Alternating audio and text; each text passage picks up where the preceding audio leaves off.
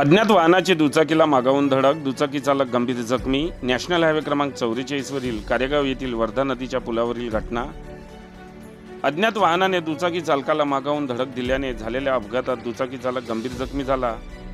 अपघाताची ही घटना आज बुधवार दिनांक 4 जून रोजी सकाळी 7:30च्या दरम्यान नॅशनल हायवे क्रमांक 44 वरील कारेगाव येथील वर्धा नदीच्या पुलाजवळ घडली। योगेश रामराव निकोडे वय 25 वर्ष, राहणार सायखेडा, तालुका केळापूर अशा अपघातात जखमी झालेल्या दुचाकी चालकाचे नाव आहे। योगेश हा आपल्या दुचाकी क्रमांक MH32T7351 ने हिंगणघाटकडून वडकी मार्गे येत होता। दरम्यान नॅशनल हायवे क्रमांक 44 वरील कारेगाव येथील वर्धा नदीच्या पुलाजवळ अज्ञात वाहन चालकाने त्याच्या दुचाकीला मागावून जोराची धडक दिली। यामध्ये योगेशच्या डोक्याला, तोंडाला व हातापायाला मार लागून तो गंभीर जखमी झाला। घटनास्थळावर लगेच NHI चमू दाखल झाली व जखमीला पुढील उपचारात वडनेर येथे हलविण्यात आले आहे।